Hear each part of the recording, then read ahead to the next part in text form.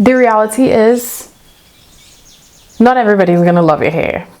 People are probably not gonna have great things to say about it. They're gonna be asking, why don't you twist it? They're gonna say they hate your texture. They're gonna say your hair looks so dry. They're gonna ask you, what is up with your hair today? Don't you use a comb? They're gonna say the worst things about you and your hair. But if you walk around with confidence while wearing your hair, they feel almost stupid to tell you anything because it doesn't faze you. Hi guys, and welcome back to my channel. My name is Gian, aka Beauty Outspoken, and today I wanted to do this quick sit down video to talk to you guys about a few things that I wish somebody told me when I big chopped my hair. Now, one of the first things is that nothing prepares you for the styling of your hair before after you chop it. I washed my hair and I thought like it would just be easy, this and that, and I just went back to the default of twists and I twisted my hair and it took me 3 hours. And after that, it took me almost 1.5 to 2 years to find things and styles that worked. No matter how much research I did before, no matter how much videos I watched, blogs I read about things and techniques for natural hair, nothing prepared me for my hair, and it put me back into why I probably relaxed it, because it was super thick, it was dry, it was stressful. I just did not know what to do. And it just goes to show that there is always going to be that trial and error process, and it's me telling you that in the first couple of months when you're going to feel like giving up. And those are the times that you need to keep pressing and try out your hair. When you first big chop, I would recommend do not put in braids in your hair. Don't put on wigs and just leave your hair. Work with it. Do it. Have those days. Try with your hair, because eventually you'll be glad that you did, because your learning curve will be a lot faster than someone who hid their hair and don't understand their hair and they only see it like every 6 weeks when they take out braids. And that jumps into the next point. You're gonna have really horrible hair days. Especially if you big chopped somewhere in that awkward stage. Now, I big chopped after a year of transitioning. That means I had 6 inches of hair. 6 inches of hair on a kinky hair type is basically no inches of hair. And I remember essentially just hating my hair sometimes. And I think that's something that we don't talk about within the natural hair community, because a lot of us have gone past that stage. But it's important for us to admit that when I first chopped my hair and was dealing with it and the thickness and just not understanding how to deal with it compared to my relaxed hair, I hated it sometimes. I did not like it. And it took me a while to understand my hair and to figure things out. And it was important for me again to go through those bad hair days, because they were able to help me to refine my technique.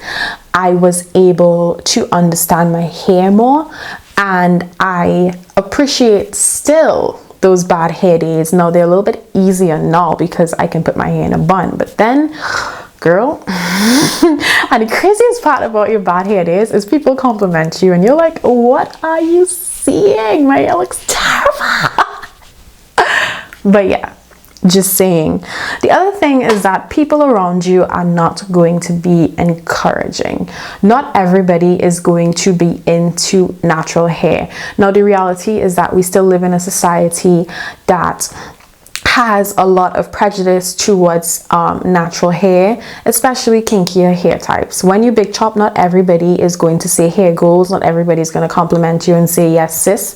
I remember when I big chopped my hair and I twisted it, and that was a moment I actually cried and left the party. I went to a party the day after and I was in the bathroom and a girl said some really horrible things about my hair.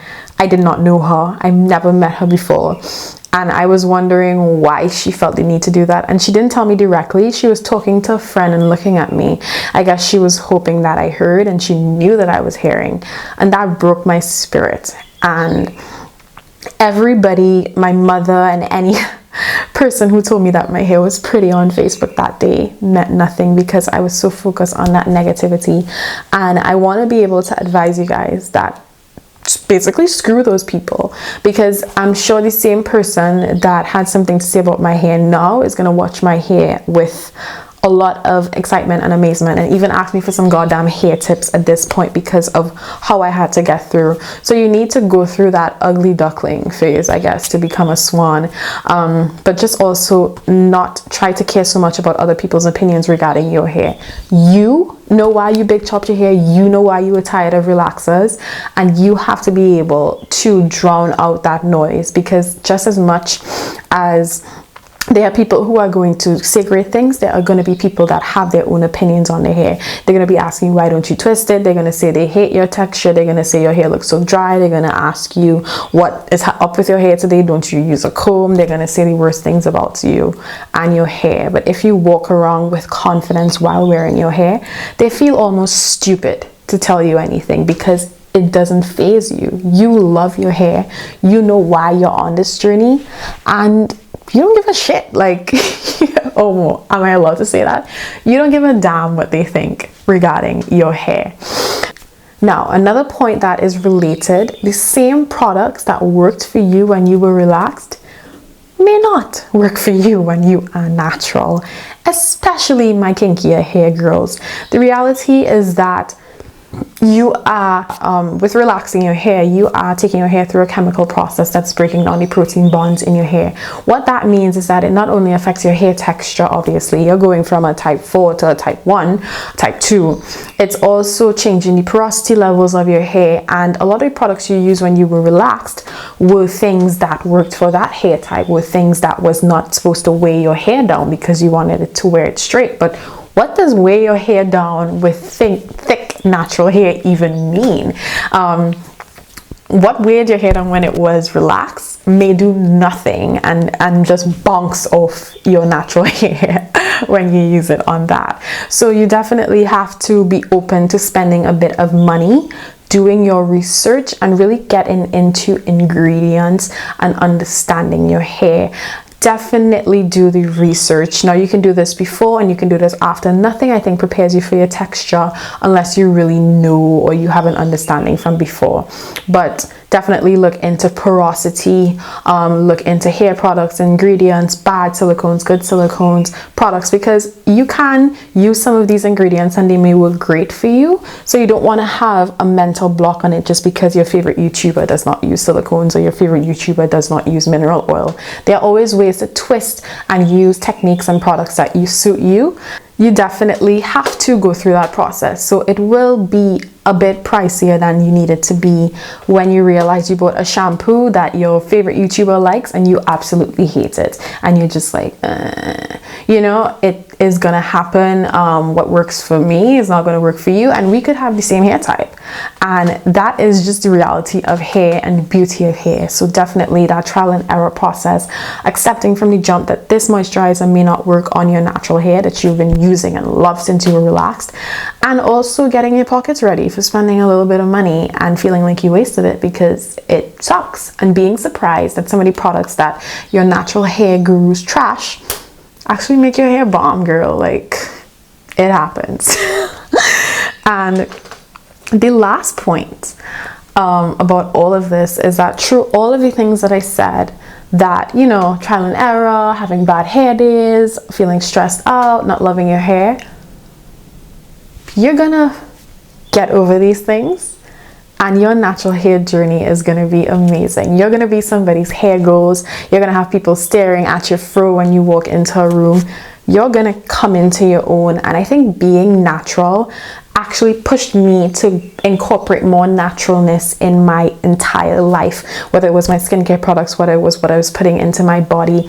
It opened me up to a little bit more. It also made me question why I was so happy in basically reducing myself and my hair texture in order to fit into society. And that's another topic for itself, but it really does make you question and make you a little bit more insightful into why we try so much to acclimatize to whiteness, and why we try to be so closely related to whiteness, and why, even though we can probably say that, you know, we're black and that kind of thing, why we still want to associate ourselves with things that are just not us, and things that does not define the standard of beauty, and we can make our own standards of beauty. And beauty is in everything and in everyone and in every race and in every skin color and all these different things, and beauty is in every hair texture. I'm preaching. But beauty is there, and my hair is beautiful as a type 3, is beautiful as a type 2, is beautiful as a type 1. And when you realize that confidence within yourself, that is going to shine, and that energy is going to propel everywhere and radiate, and people will love that about you, and you will be a totally different person when you're finished. That was deep, but you get what I'm coming from. So I hope that this conversation was really like helpful, insightful to you guys. If you're already chopped and you're over this stage, like, comment to me and tell me so many things that you had to like go through and what you wish you knew from before. Educate people who are now big chopping or transitioning and nervous. You know, let's have a great dialogue in the comment section. Of course, if you want to see more of me, you can definitely go ahead to my Instagram and follow me at Beauty Outspoken. I do a lot of different things there, take pictures, have fun, you know, that kind of thing. So, and of course, if you like the video, subscribe and comment. No, and like. So thank you guys so much for watching. Bye.